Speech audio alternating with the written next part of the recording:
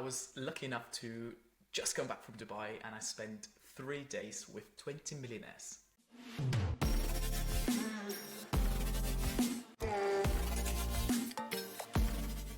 And guys, it was incredible, but I want to share with you some lessons, 7 lessons specifically, on what I learned and how it shifted my mindset about looking at my own business and teaching people about their practices and what we can learn from this. And by the way, I thought I was going to learn some kind of generic stuff, things that they're going to tell me this is how you scale your business and this is the marketing strategy, and that was all great. But the lessons I want to share today are much more about something that you just cannot learn from a textbook until you speak to these people in person, until you listen to their stories. And what I didn't expect was how transformational some of these insights were for my business, and now I want to share those with you. As a clinic owner, as a practice owner, you might be wondering, where can I get these high-end lessons from? And for me, I thought I'd read all the textbooks about entrepreneurship, all the textbooks about acquiring new clients, but actually this video is going to teach us a lot about how these people think, not just what they do, but how they think.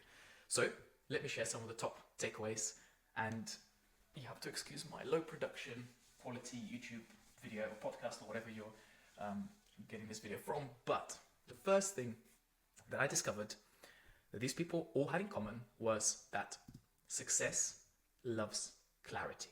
Success loves clarity. Now, all these guys had this very specific vision.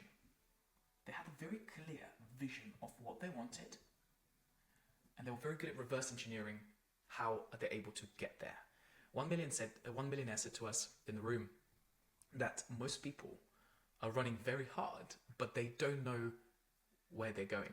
There was this concept that success comes from clarity first and speed second. Clarity first,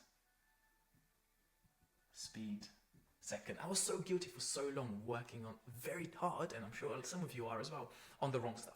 And actually the output was, well, I'm doing a bunch of to-dos every single day, and I feel like I'm being busy, but busy and effective are two very, very different things. So think, if you're a clinic owner, think for yourself, what is the ultimate vision for your practice? Are you trying to create a highly profitable single location practice? Are you looking to expand and have a massive impact on the community? Are you looking to open multiple locations? Perhaps you're looking to step away from the practice one day, which is what I did, and I built a practice to $1 million a year. We built a nice team, we have a multidisciplinary practice, and now I teach people how I did it, literally the step by step.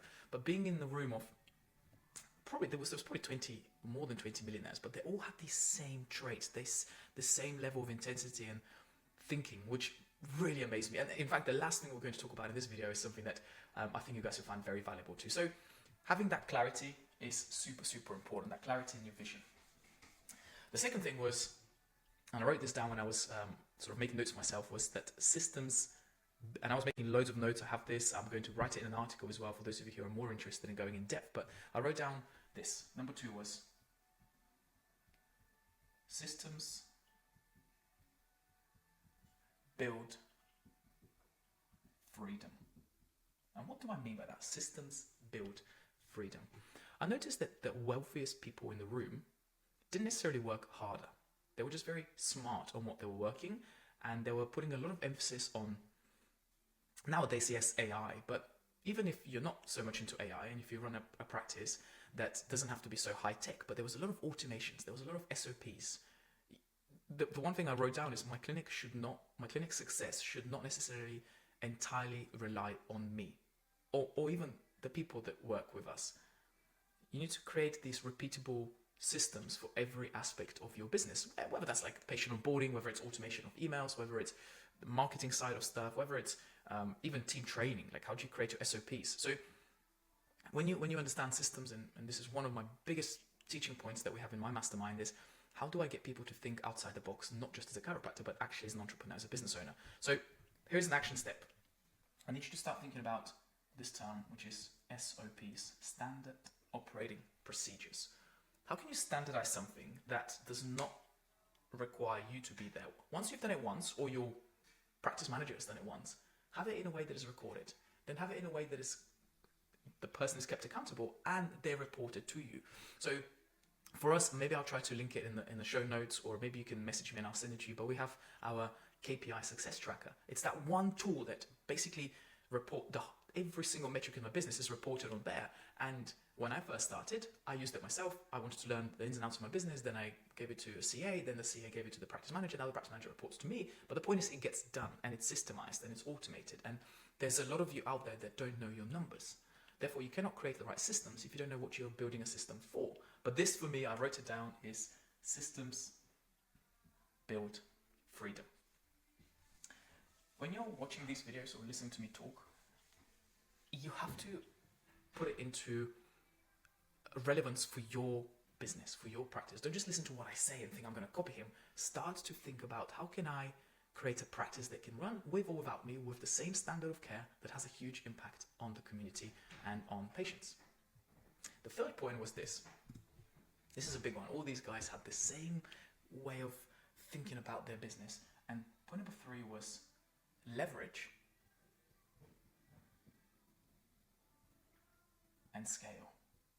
They were always looking, and like we had lots of presentations from lots of successful people, and one of the biggest lessons I learned, that scaling isn't about doing more, it's about leveraging the right resources, the right levers in your business. What are some of these? And you have to go back and watch one of the previous videos that we made about leverage. I think it was called asymmetrical leverage. What are the inputs here, A, that you can tap into to give you unproportionate leverage, which is point B? What are some of these things in your business? Are they marketing campaigns? Are they a very specific marketing campaign? Are they cost per acquisition? Like, what is the one thing here that, and another way of saying it is the 80-20 rule, is what are the things that I can just pull on that lever and you put 20% of my energy and effort to produce 80% of the results in my business? Every single day, every single week, every single month, I ask myself that question about my business. This leverage and scale point is super, super important. And when you think about some of the top 3 points in your business, on specifically on leverage and scale, one of them might be your team. We've made the decision not to hire any average players anymore. We just hire A players. When Man United, when Chelsea, when some of the, whatever, I don't watch football, but when some of the best football teams in the planet hire, they look for the best. They look for the best of the best. And there is this stigma in the space of chiropractic where if you hire A players, then they're very entrepreneurial and they leave. That's fine. That's fine. The impact they'll have on your team, on your business, on your patients will be incredible when they are with you. And if you've done the right job, people maybe want to work with you in the future. Maybe they want to go in partnership. So don't go by defense. Play by offense. Innovate, scale, have impact. Because you'll see in a minute some of the points I'll discuss with you will be maybe not so shocking, but a lot of you just wouldn't think that way. I didn't, and I still struggle with that. So I have to put myself in these rooms of like-minded people who are just crushing it. That's how I get inspiration. That's how I bring it back to the space of chiropractic. That's what I teach you guys. The second leverage was technology. So we talked about tech. What softwares do you use? What CRM systems do you have? Do you have any automations? Do you have reminders? Do you have softwares to measure client success? All of that stuff. And the third lever that you can pull in chiropractic, in physiotherapy, in osteopathy, in any type of healthcare business is one that people don't want to use too much of, and that's marketing. Because they don't know how to, they're scared, and also they think it's scammy. But actually, one of the best ways to actually introduce what you do to the world is to market it. You have to market yourself, you have to market your practice, you have to market your business. And I have a ton of this stuff in my mastermind. We teach minimum of 12 marketing campaigns that can generate you, well, for us, it's over 1,000 new patients a year per clinic. So we know they work. So that is leverage and scale, point number 3. The fourth point is one that a lot of us don't want to talk about. And that is mindset. There's a little brain here. You have to absolutely excuse my drawing. But mindset. Mindset, I found, listening to these guys and speaking to them and being able to have, being able to have dinner with them and really pick their brains. Mindset is one of the biggest multipliers. One common theme that I found amongst these 20, 30 very highly successful individuals is that their mindset was similar, but it was very different to quote unquote normal people who have a normal 9-to-5 job. These entrepreneurs embraced challenges. They saw them as opportunities. They avoided this victim mentality, victim thinking. They always looked at ways to grow and ways to expand. And that was really interesting to me. So if you're a clinic owner, I want you to think your mindset will set the tone for the rest of your team in your clinic, in your business. If you approach problems with negativity, and fear, that will ripple down to your team and eventually your bottom line. I want you to cultivate this growth mindset. I want you to seek out mentorship. Join mastermind. It doesn't have to be my mastermind. Just find your tribe of people and absolutely learn from each other and learn from your failures and stay focused on your long-term goals. So this mindset thing is really, really important to understand. I know you want me to tell you how to get more new patients. I know that you want me to tell you how to hire the best chiropractor or the best practice manager. But unless you get this one right, your business is not going to grow. I can promise you that, because every year I have to almost reinvent myself to get to that next level. Because think about it, the way you thought, the way you have been thinking has got you to where you are. If you want to get somewhere else, the same level of thinking and doing is not going to get you there. So you've got to change, you've got to evolve that mindset. For me, one of the easiest ways to do that is to just pay a crazy amount of money to be in a room full of people who are just on a different level in terms of success and development. The next one was quite interesting. All of these guys said one thing: relationships. Relationships are the real currency. They all knew each other. They were part of the same network. A couple of really, really successful people have sort of shared this on public web podcasts, and one of them said, I remember when it was on Stephen Bartlett's podcast, and they said, I remember when I met the first billionaire, and he almost like opened the door that I didn't know existed, and I entered the room that I didn't know existed. This is the game these guys play. So one of the things they all said was, relationships are the real currency. Your network is your net worth. That's a saying you've probably heard many, many times. And how does this apply to you guys? How does this apply to your clinic? Well, it applies in different ways. B2C and B2B. Business to consumer and business to business. What I mean by that is you have to build real relationships with your patients. It's not about taking people's money. It's not about getting them out of pain and then forgetting about them. It's about building meaningful, long-lasting relationships. And people know when you truly want the best for them. And you give them a birthday present, and you call them by their first name, and you teach your team how to do all these things. It shows in your business. There's no way around it. And the second is B2B, that's business to business. So what are your relationships that you're building in your own network? When was the last time you joined a mastermind where like-minded business owners share what's working for them and what's not? When was the last time you partnered with a GP locally or a wellness brand? When was the last time you went to a gym and spoke to the manager and said, hey, can we cross-refer? You just have to connect with other people in your business, in your niche, in your network, because once again, your network is your net worth. Point number 6 is one that you can look at it on an individual basis, or you look at it as if you have associates, an associate basis. So point number 6 is, and this is, by the way, something that I naturally been lucky with, but all these guys invest in their leadership. And that doesn't have to be they send their managers for training. They all did that. They all had teams that they invested in, and that's brilliant. But also they were investing in themselves as becoming the big leaders, the best versions of themselves. Many millionaires agreed in the room that the great businesses that they had are built on great leaderships or great leaders, and it has to start from you.